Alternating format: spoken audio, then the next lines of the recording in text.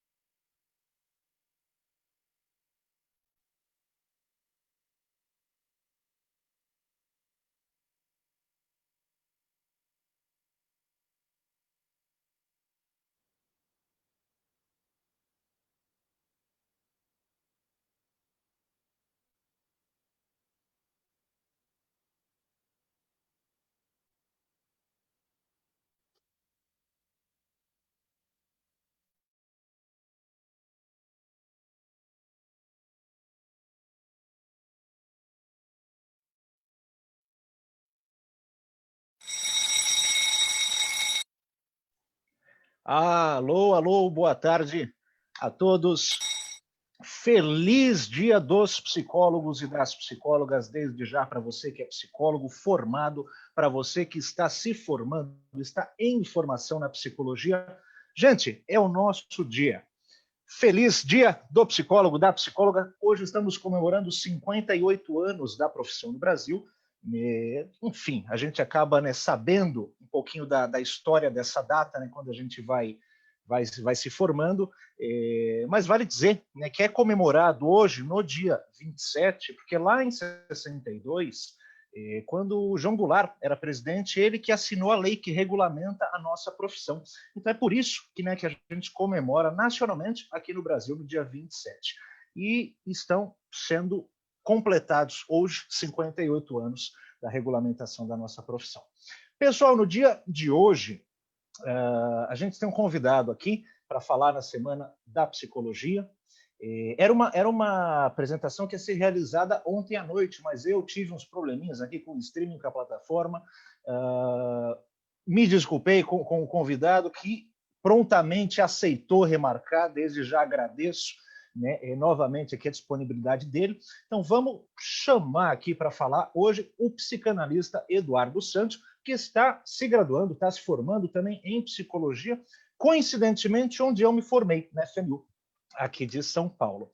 Então, o que Freud dizia sobre amor? Acho excelente essa pergunta. Boa tarde, Eduardo. Desde já, muito obrigado. Parabéns para a gente.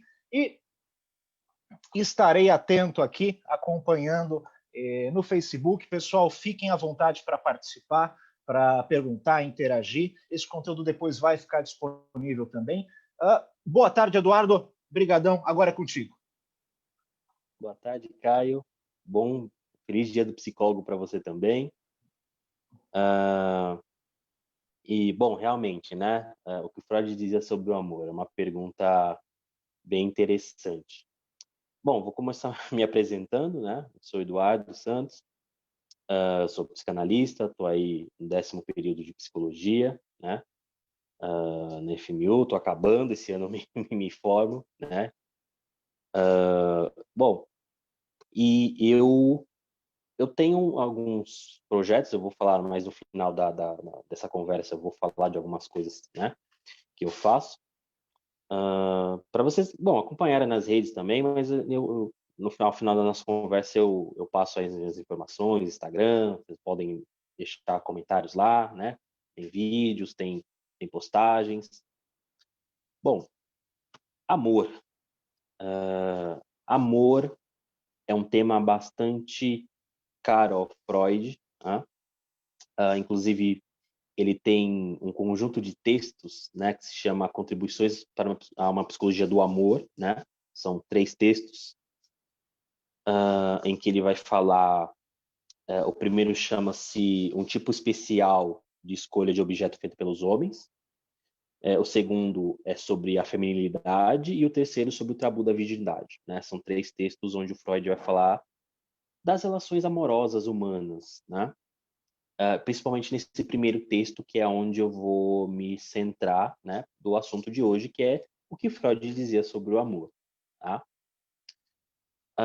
Bom, o amor, em primeiro lugar, o amor a gente tem uma concepção de amor, do amor romântico, né? Aquela coisa meio Camilo Castelo Branco, né? Aquela coisa meio jovem, os sofrimentos do jovem Werther, né? Aquela coisa do bem romântica mesmo, né? Do movimento literário, né? Das músicas, né? E agora está na moda a sofrência, né? O sertanejo de sofrência. Então tudo isso faz parte de uma concepção que a gente chama de amor romântico, né? Que é aquele amor de entrega, que está relacionado também com apaixonamento, né? Romeu e Julieta, né? Todos esses essas figuras que permeiam aí a nossa concepção sobre o amor, né? E é engraçado por exemplo, essa ideia do Romeu e Julieta, né? Porque é uma peça de Shakespeare que originalmente ela não trata sobre o amor, né? Ela trata sobre a ordem política, né? Então, vocês devem, né, se lembrar que no meados do século XVI, essa coisa do amor, né? Essa concepção de amor, né? De romance, ela não era muito. Eles não entendiam o amor por esse viés, né? O casamento era um contrato, né? Em que duas pessoas se juntavam, né? E ali compartilhavam uma vida sem exatamente uma devoção. A ideia de devoção é uma ideia romântica, tá? Tanto é que o próprio Shakespeare, se casar, né? Quando se casou, ele ficou 20 anos em Londres, longe da esposa e do filho, né? Então, essa concepção é uma concepção mais moderna, uma concepção mais, né, do século XVII, XVIII, XIX, tá? Bom, e o Freud é um pensador, é um teórico, né, do século XVIII. Então, assim, ele do século XVIII, XIX, no final do século XIX, XVIII, início do século XIX, perdão. Então ele está ainda nessa questão do movimento, por exemplo, no movimento Sturmandang, né, que é Tempestade e Ímpeto, um movimento literário alemão, né, de onde começou ali com Goethe, né, publicando ali Os Sofrimentos do Jovem Werther, que foi um livro que dizem, né, que causou uma onda de suicídios na Europa, né, porque de repente se tornou era bonito, né, morrer por amor, né, era bonito. Mas bem, e aí essa concepção de que sofrer por amor, né, que o amor ele causa essa paixão impetuosa, né, dos amores Romeu e Julieta, etc e tal, foi uma coisa que permeou, né, que permeia ainda hoje a nossa concepção sobre amor e sobre relacionamento, tá?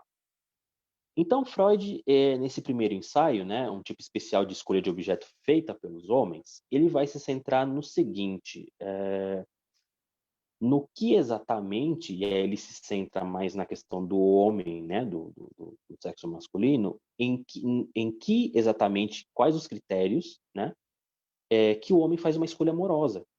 Né? Então, isso é interessante, porque tem um critério, né? Ao escolher alguém para compartilhar uma vida, né? Uma vida amorosa, temos critérios, né? Geralmente as pessoas dizem coisas como, por afinidade, né? Nós temos muita coisa em comum, né? Ou é uma pessoa interessante. Mas tudo isso o Freud vai colocar sobre uma lupa, vai colocar uma lupa, né? Nesse texto, para dizer, ele faz uma diferença fundamental, né? Ele começa dizendo da diferença do amor dos escritores e o amor dos cientistas, né? O amor dos escritores, bom, é esse amor poético, né? Esse amor romântico, esse amor de devoção, né? Esse amor onde está em jogo a questão do ser amado, né? Essa coisa do eu lírico e tal. E visa justamente esse laço, né? Esse laço do apaixonamento, né?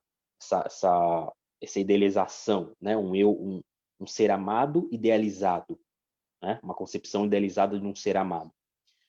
Ao passo que ele fala, né, que o primeiro, que são os escritores, eles utilizam da sexualidade na sua concepção de amor, né? Então, lembre-se, né? Acho que é válido lembrar aqui que a concepção de sexualidade em Freud não tem a ver necessariamente com genitalidade, mas sim com o gozo, com o aproveitamento, com a satisfação dos próprios sentidos. É estar ali com o outro e curtindo as sensações que esse outro me causa. É disso que se trata a sexualidade em Freud, do gozo dos próprios sentidos. É o toque, o cheiro, o olhar, o arrepio na pele, né? O afago, o beijo, as palavras que se dizem, né? Os amantes dizem uns aos outros, tudo isso permeia, né, esse campo enorme do que o Freud chama sexualidade. Tá? Então, sexualidade, para fins didáticos, é o gozo dos próprios sentidos, tá? O desfrute dos próprios sentidos. Muito bem. E o amor dos cientistas, que ele fala que que ali está, se utiliza de prazer intelectual e estético, né? Então, é um movimento muito recente, né, das pessoas que se denominam sapiosexuais, né? Que tem atração pela intelectualidade, o sápio como significante de inteligência, né? São pessoas que são atraídas pela inteligência do outro, né? Ou pela questão estética mesmo, beleza, né? É uma pessoa que é bela, uma pessoa que eu consigo contemplar e como contemplo um quadro, por exemplo, tá? E isso ele fala que é amor dos cientistas, porque ali não tá, o que está em jogo não é o desfrute dos sentidos. O que está em jogo é, de um lado, um apego intelectual e do outro lado um apego estético. Eu estou com o outro, eu amo o outro, porque ele me é aprazível, né, no sentido né, da estética mesmo, da aparência, né? Bom, quem não conhece, né, pessoas que se ligam aos outros por aparência, né? Porque fulano é bonito, porque ele tem curvas e tal. Então, esse campo estético, esse campo da estética faz parte também do jogo do amor, tá? Muito bem. E nesse texto, o Freud ele apresenta 4 tipos básicos de escolha amorosa, e a gente vai dissertar um pouco sobre cada um deles, tá? A primeira é quando um homem escolhe uma mulher comprometida, né? Bom, vocês sabem, obviamente, e conhecem pessoas que fazem esse tipo de escolha, que só se relacionam com pessoas que têm algum, né, casadas, namoradas, enfim, ou que só se relacionam com esse tipo de pessoas, que têm esse perfil, comprometidas. O que o Freud diz que está em jogo nisso? Uma relação triangular. Então, quando a gente fala de relação triangular, ou seja, eu tenho o sujeito, eu tenho o objeto amado e eu tenho um terceiro com quem eu disputo esse objeto amado. Isso é uma relação triangular. Esta relação, o Freud coloca nesse texto, que é do mesmo calibre que a relação edipiana, ou seja, a relação do complexo de Édipo, né? Papai, mamãe, filho, né? O filho, ele tem como objeto de amor a mãe e ele entra em conflito com o pai por esta mãe, em disputa com o pai por essa mãe. Ora, nesse tipo de escolha, o Freud diz que é da mesma ordem da escolha infantil do Édipo. É uma relação edipiana, porque está ali, os personagens que estão ali são exatamente os mesmos da trama edipiana, né? Então, esta mulher, né, no caso de uma relação heterossexual, esta mulher que é a amada, e um outro com quem eu disputo esta mulher amada, tá? E não é incomum, né, nesse caso, que esta mulher ocupe o lugar da mãe, tá? Não é incomum. Bom, e aí que este homem, né, ele exige da mulher as mesmas reações, né? Então, é aquela coisa, né, da mulher que fala assim, eu não sou a sua mãe, né? Então, a gente vê o que está em jogo aí, né? Exatamente essa relação, tá? Bom, a segunda é o que ele chama de amor à cortesã. E ele diz que é o seguinte, é uma forma de amor que está relacionada com a primeira, né? Ou seja, com a relação triangular, porque também se trata de uma relação triangular, mas não edipiana.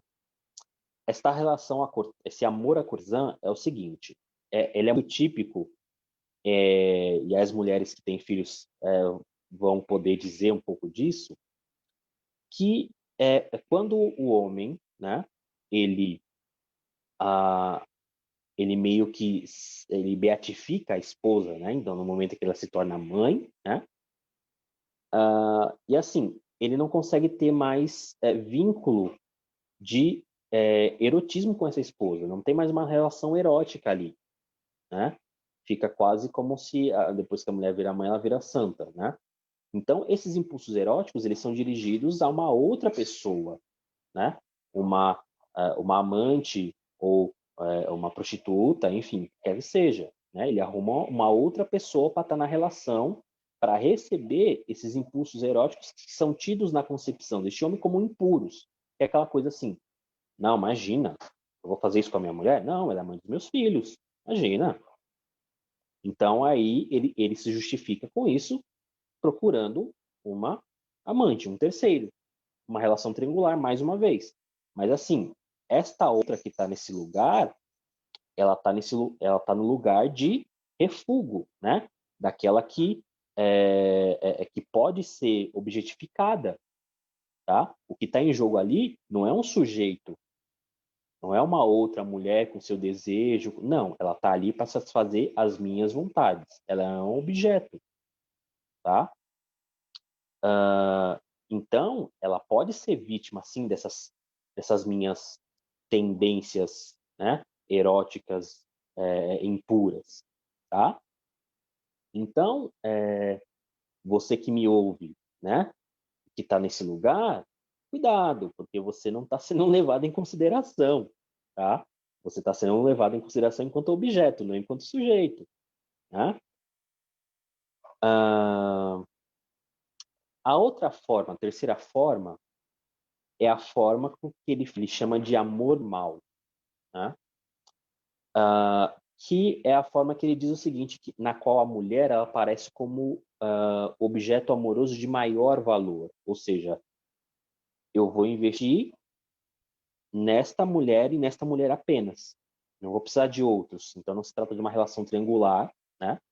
Eu consigo sustentar uma vida, né, com esta pessoa, porque nesta pessoa eu consigo tanto ter a satisfação, né, dos meus impulsos eróticos, quanto uma relação, né, mais estável, tá?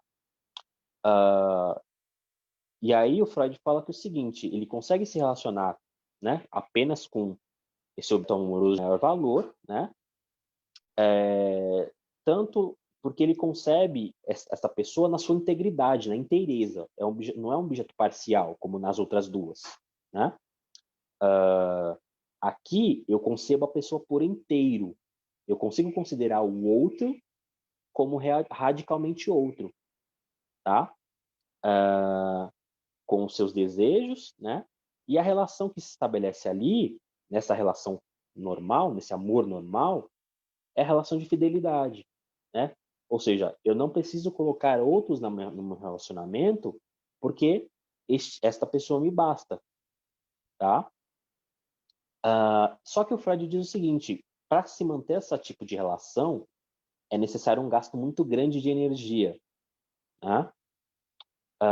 E a exclusão dos demais interesses. Isso é interessante. Ou seja, no amor normal, quando eu opto por aquele objeto, por aquela pessoa, eu prescindo das demais outras. Então, ao escolher esta, eu deixo de escolher todas as outras, tá? Só que é o seguinte, o Freud alerta, né? Qualquer mudança neste ambiente leva ao desamor e à procura de um outro objeto. Então, assim, é aquela coisa. Ah, mas você não é mais, né? Você tá diferente, você não é mais a pessoa com quem eu me casei, né? Você não é mais a pessoa do começo da relação, tá? Então, essa percepção vai levar, né, o outro, muitas vezes, a procurar outras pessoas, né? Romper essa relação e procurar outras pessoas. Por quê? Porque mudaram as condições e ele não foi capaz de se refazer, tá? E aí o Freud fala o seguinte, que essas características, né, no caso do amor normal, nessa questão da mudança de ambiente, tá? Na mudança de ambiente, eu vou procurar um outro objeto. Ele diz que isso é de caráter compulsivo, ou seja, o sujeito é impelido a fazer, né? Então, assim, você mudou comigo, não quero mais você, vou procurar outra pessoa. E isso forma uma série amorosa, né? Que é aquela pessoa que vive pulando de relacionamento em relacionamento. Quando as coisas começam a mudar, quando aquele outro ele começa a aparecer com as suas diferenças, as ideias começam a não bater mais, ele muda. E aí se forma uma série amorosa. E através dessa série amorosa, a gente pode perceber alguns padrões, né? Então, que tipo de pessoas, né? Que tipo de relacionamentos esta pessoa procura, o tipo de relacionamento, né? Pela série amorosa, né? Então, são pessoas, por exemplo, são pessoas com perfil mais maternal, né? E aí, quando essa pessoa, por exemplo, ela tem uma outra postura, né? Uma postura mais dura, uma postura mais incisiva, esse sujeito, ele dá para trás, né? Por quê? Porque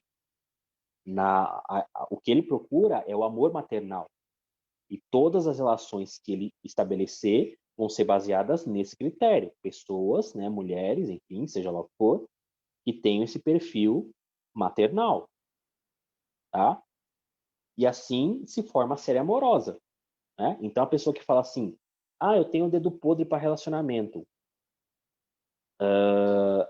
através dos tipos de relacionamento que essa pessoa vai trazendo, do histórico dos relacionamentos, a gente consegue montar uma série e, através dessa série, a gente consegue perceber qual é o traço que está se repetindo aí, né? Então, você está falando que é uma pessoa que tem dedo podre para relacionamento, mas você percebeu? Todas as pessoas com que você se relacionou tinham um perfil assim? Sei lá, eram mais maternais, ou tinha um perfil abusivo, que é um caso mais grave, né? Então, isso é uma série, quando eu consigo detectar padrões no modo dessa pessoa estabelecer relacionamentos. Porque ela sempre se relaciona com essas pessoas da mesma forma, tá? Ou sendo abusador, ou sendo abusada, ou sendo essa pessoa demanda cuidados, né? Que a pessoa procura outras que têm esse perfil mais maternal, né? É uma pessoa que demanda cuidados, então eu quero ser cuidado, tá? E aí todas as ações dessa pessoa vão ser permeadas por essa demanda. E a quarta forma de conexão me parece hoje não tão mais presente, mas ela ainda está presente, mas de uma outra forma. Que ele fala que é da fantasia de salvar a mulher amada. Né? E aí eu vou ler literis o que o Freud fala aqui, que eu achei bastante interessante. Né? O homem se convence de que ela precisa dele e que sem ele, ela, a mulher, perderá todo o controle moral e rapidamente será para nível lamentável. Ou seja, é aquela pessoa que diz assim: você precisa de mim, você não é nada sem mim.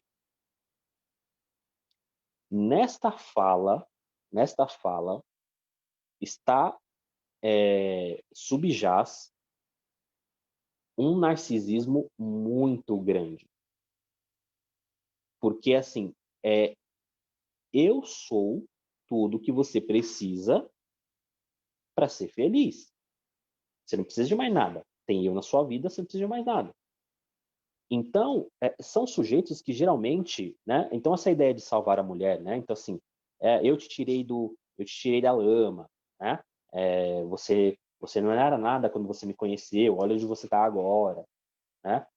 E essa pessoa, inclusive, vai procurar se relacionar exatamente com pessoas que têm essa necessidade, né? É aquela pessoa que vai, né, lá na zona, né?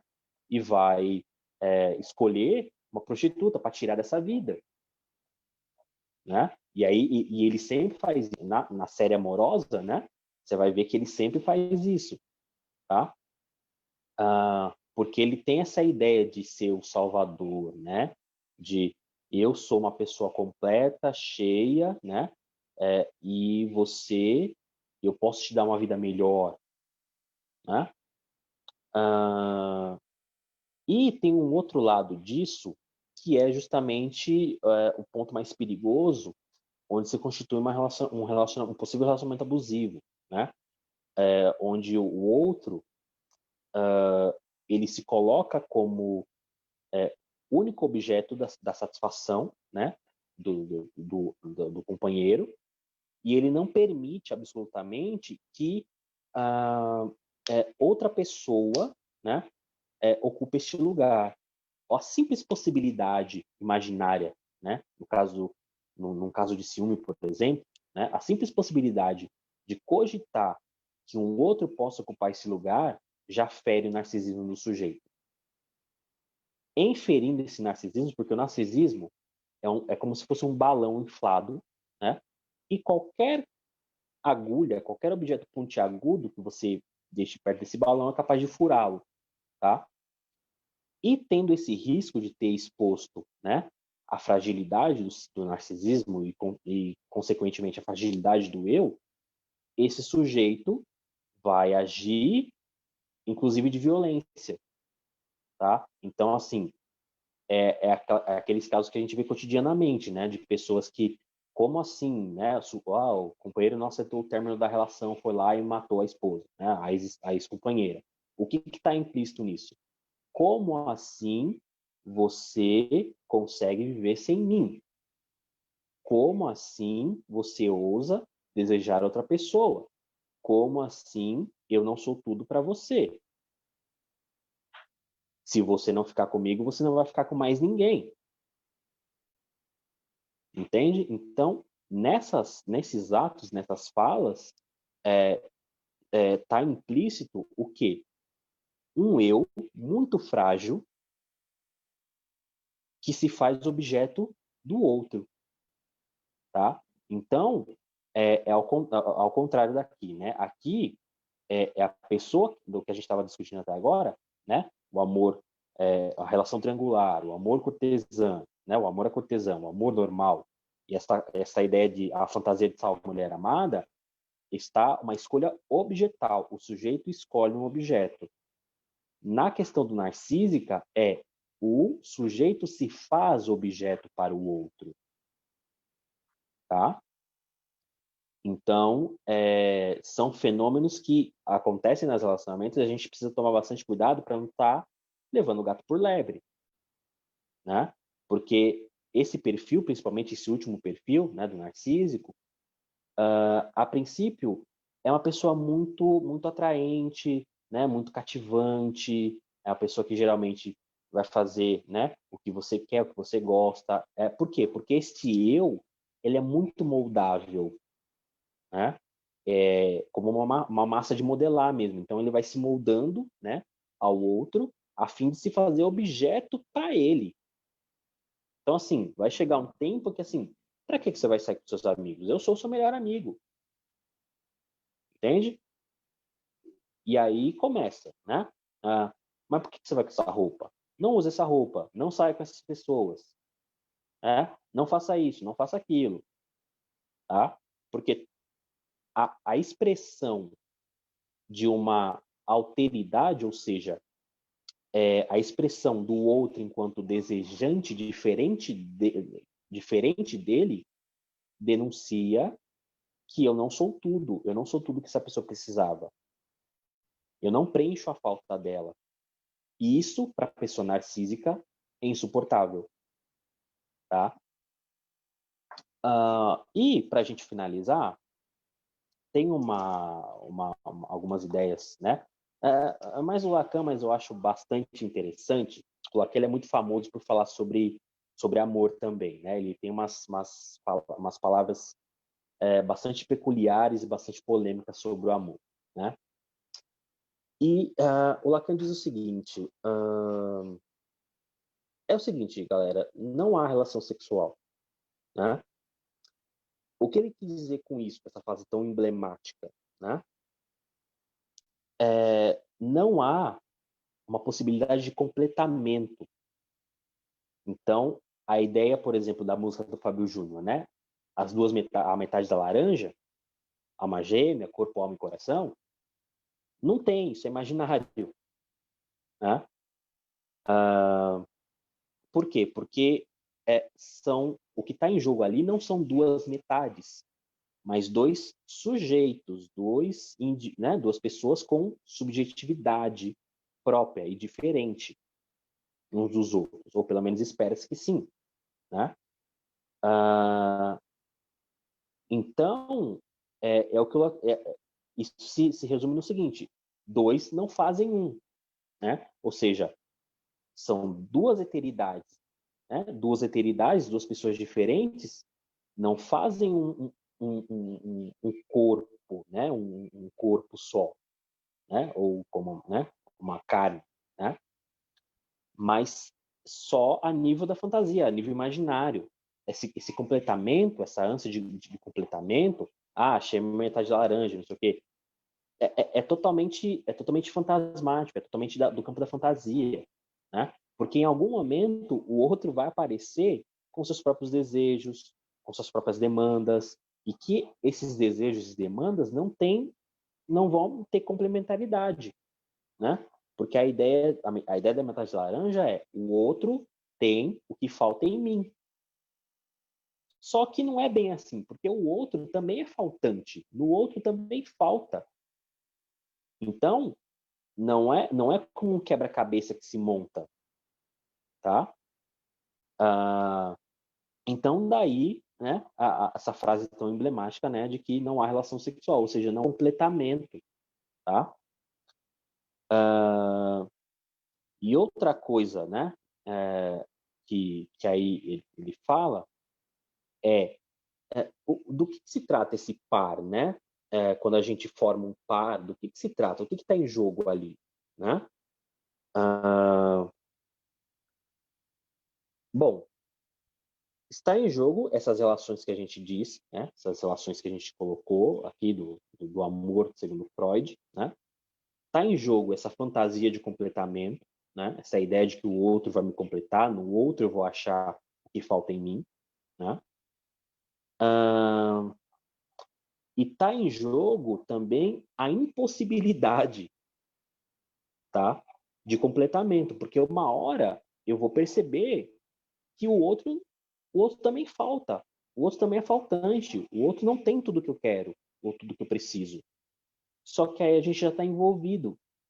Aí esse outro ele não vai aparecer mais como meramente um objeto. Ele vai aparecer como radicalmente o outro, com suas diferenças, com suas faltas, né, com seus defeitos. Daí sim, diz Lacan, há a possibilidade de amor, né? Mais a Soler, né? E ela diz, a Colette Soler, ela diz, né? Porém, há uma relação de amor possível em que dessa vez se reconhece o outro. Porque, veja, nenhuma daquelas outras formas que a gente tinha anteriormente, eu levava em consideração o outro. Mas, para haver amor, de fato, eu preciso que este outro apareça enquanto outro, enquanto diferente de mim, para haver amor. Porque o amor não se faz com um, mas com dois. E esses dois são diferentes, não complementares. Bom, é isso que eu tinha a dizer. Muito obrigado a vocês que nos ouviram até agora. E vamos às perguntas se tiverem. Muito obrigado, Eduardo, pela excelente explanação. E para quem está chegando agora, pessoal, essa live vai ficar disponível, tá no Facebook. A gente acabando aqui também sobe lá para o canal de YouTube. A gente recebeu hoje psicanalista convidado para falar na nossa Semana da Psicologia, que é o Eduardo Santos, que, Eduardo, vou tentar fazer uma recapitulação um pouquinho do que você passou aqui, só me corrige se eu falar qualquer abobrinha, qualquer coisa errada. Mas, pelo que eu percebi aqui, até para contextualizar quem está chegando agora, quer pegar depois o conteúdo todo, o tema aqui foi falar, partindo de uma pergunta, que Freud dizia sobre amor, e o Eduardo utilizou, né, principalmente, né, um conjunto de 3 textos do Freud, né, intitulado Contribuições à Psicologia do Amor. E essa é a questão, né, me corrija se eu estiver errado, mas pelo que eu entendi é um conjunto de 3 textos, mais ou menos de 1910 a 1918, que ele escreveu em 8 anos e foi compilado nesse título. E, bom, gente, passou aqui questão de amor romântico, diferença do amor dos escritores, o amor dos cientistas, né? Falou de 4 escolhas amorosas. E eu nunca estudei psicanálise em um circuito de formação em psicanálise. E essa questão das 4 escolhas amorosas foi algo que eu nunca tinha ouvido falar, por exemplo. Então, eu acho muito interessante frisar, né, porque durante a graduação, né, por exemplo, acaba não passando. E essa é uma das coisas que eu acho bem interessante, né, aqui na Semana da Psicologia, recapitular coisa, passar coisa, né, que a gente não vê na faculdade, né, como os conteúdos são abertos também, então, às vezes, psicólogo, é psicanalista, é estudante, é paciente, né? Então, é muito interessante também, né, perceber essa questão, né, do dedo podre para relacionamento, de repente, né, é uma pessoa, né, que não estuda psicanálise, mas que se percebe nisso e vê, né, possibilidades justamente da psicanálise, da psicologia clínica, de investigar esses traços que se repetem, e a gente falou bastante sobre isso hoje. Então, a gente não, o Eduardo, né, gente? Verdade, né? Justiça seja feita. Então, foi importante também, né, contribuir, né, referenciar essas contribuições a nível do eu, a nível do outro, a nível, né, do objeto parcial, né? Como que eu vejo o outro? Como uma pessoa, né, na sua totalidade, como uma parte, né, como um objeto, né? Como que eu coloco o outro nessa relação, né? Como que eu permito que o outro me coloque nessa relação, né? Além de passar pelas noções de falta e completude. Bom, acho que um compiladão aqui de algumas coisinhas que eu anotei, até para situar caso alguém tenha chego no final. Deixa eu só aproveitar aqui, ó. Eduardo, frisa também seus contatos. Você ficou de passar contato seu, rede social, informações, tá? Quem quiser te achar, como é que faz? Tá bom. Bom, eu tenho meu Facebook, né, que é Eduardo Santos, e a foto é essa que está aparecendo ali no folder, né, porque se você digitar Eduardo Santos vai aparecer 10 milhões, né, e eu tenho o meu Instagram também, que é ed.psi, ed.psi, tá? Segue lá o Instagram, né, @ed.psi, Tem bastante conteúdo lá, eu faço lives também, então tem uma série de lives gravadas, né, com convidados, onde a gente discute vários assuntos, né? Então tem sobre racismo, né? E agora alguma temática especial sobre pandemia. Mês que vem, né, vai estrear uma nova temporada, né, que eu chamo, como eu chamo essa série, né? Uma nova temporada sobre saúde mental. Então a gente vai ter convidados, né, dissertando sobre saúde mental, políticas de saúde mental. E aí vocês podem acompanhar pelo Instagram, @edpsi. Excelente. Eu coloquei aqui na telinha também, ed.psi, é Legal. isso? Só tá certo, E, né? Maravilha. isso. Então, pessoal, entre em contato com ele também, direto nas redes. Brigadão mais uma vez, Eduardo. Deixa eu só passar aqui alguns calendários. Eu, como sócio fundador da sociedade, tenho alguns deveres aqui. Então, pessoal, rapidinho. Café Psico, Lacan e Winnicott, curso totalmente AD, está lá no site as informações, é um curso com 4 horas de duração, tá? Módulo Lacan, primeiro módulo, na verdade, Freud, revisãozinha clássica, Lacan, Igor, meu colega e amigo vai falar de Lacan, eu falo um pouquinho de Winnicott, outro módulo, e no final a gente se encontra para fazer um módulo Lacanicoteando, assim, encontros e desencontros, aproximações e afastamentos entre Lacan e Winnicott. Lancei essa semana o curso Fundamentos da Psicologia Positiva, Teorias e Aplicações, para desmistificar, falar de conceitos, enfim, psicologia positiva, às vezes a gente busca, tem um monte de gente que mistura com física quântica, autoajuda, neurobobagem, não é isso, tá? É um curso aqui de 4 horas, eu fiz um curso com a doutora Bárbara Fredrickson, né, que é uma pessoa que pesquisa emoção positiva desde os anos 80, e teve um choque no que eu vi com ela e do que eu vi aqui. Depois continuei estudando, vi ótimos profissionais, ótimos laboratórios e publicações aqui, mas resolvi fazer esse curso aí com base nas minhas percepções, totalmente EAD também, está no site do CISEM, qualquer coisa só perguntar que a gente envia as informações. E tem o meu também de expressão facial, que foi o primeiro que eu lancei, análise, mensuração da face humana, fala de FACS, Facial Action Coding System, quais são as 7 emoções básicas da teoria neurocultural, como é que funciona o mapeamento científico da face humana, esse tipo de coisa. Sem achismo, sem bobagem, com muita referência aí para vocês. Esse, no caso, é o tópico que eu mais estudo. Teremos sábado agora, online, ao vivo, as 3 grandes forças em psicologia. É um curso que a gente já ministrou presencial algumas vezes, e é para organizar, para desmistificar, é um curso livre para estudante, para quem não é da área, para quem pensa em fazer psicologia, para quem é curioso no comportamento humano. Então a gente vai falar das chamadas 3 grandes forças, né? Psicanálise, behaviorismo e humanismo. E embaixo disso, claro, tem trocentos guarda-chuvas, autores, né? Psicanálise clássica, psicanálise do ego, Lacan, Winnicott, dentro do behaviorismo, TCC, comportamento respondente, operante, análise experimental do comportamento. Enfim, é para passar um pouquinho de quem são os principais autores e conceitos. Tem do humanismo, a gente tem fenomenologia, existencialismo, mas dá para organizar, dá para dar uma visão geral e, claro, o mais importante, direcionar para os estudos complementares, porque é um curso aí de 8 horas, ele tem muita informação, às vezes ele até passa um pouquinho das 8 horas, mas é mais para dar essa diretriz para o pessoal. Hoje à noite teremos o psicólogo e sua atuação na pandemia, live com 3 membros da sociedade. Meu xará, Caio César, que palestrou falando de fantasia sexual e fetiche aqui na terça-feira, está disponível já no Facebook e no YouTube. E comigo, com o Igor Banin. Igor Banin vai palestrar amanhã à noite para falar da clínica de Lacan na atualidade. Mas hoje à noite teremos aqui no Face o psicólogo e sua atuação na pandemia. Vai ser um bate-papo, falar do que a gente esbarrou, do que a gente descobriu, do que a gente percebeu, de como que chegaram no serviço, a nível de atendimento online, de recentes resoluções do Conselho, tudo que é muito novo e como que a gente se organizou, está se organizando, se ajustando criativamente e esbarrando nas próprias dificuldades. Então é isso que a gente pretende comentar aqui hoje à noite.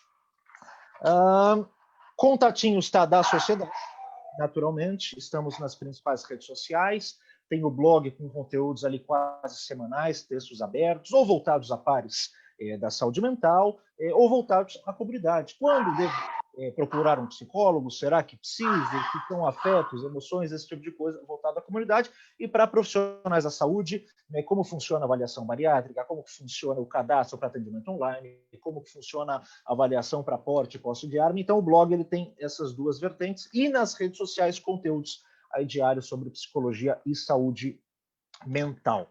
Para não me alongar muito mais, é isso, Eduardo. Mais uma vez, muito obrigado pela excelente exposição, pelo seu tempo. Parabéns para a gente, final hoje é nosso dia. Vamos manter o contato e produzir bastante coisa aí. Muito grato. Se quiser ter alguma consideração, a palavra é sua mais uma vez. Você e a Sociedade de Psicólogos que me contataram, o Igor, né, que me contatou primeiro. Obrigado pelo espaço, né? Obrigado pelo tempo disponibilizado e foi um prazer estar com vocês. Vamos manter perto assim. Brigadão, então é isso. Valeu, pessoal. Valeu, audiência que acompanhou até agora. Obrigado, Eduardo, mais uma vez. Vamos encerrar por aqui e até mais tarde. A gente tem encontro marcado.